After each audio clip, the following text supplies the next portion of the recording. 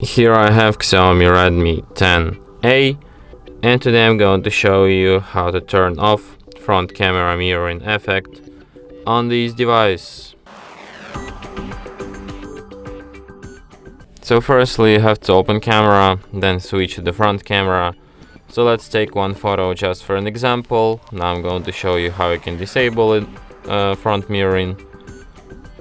Here you just go to settings and disable mirror front camera.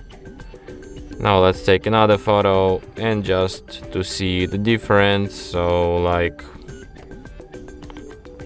as you can see on this photo, we have wires coming to the right and on this one to the left, because these photos are mirrored.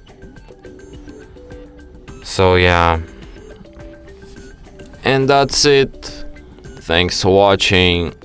If you find this tutorial useful, don't forget to hit that like button and subscribe to our channel.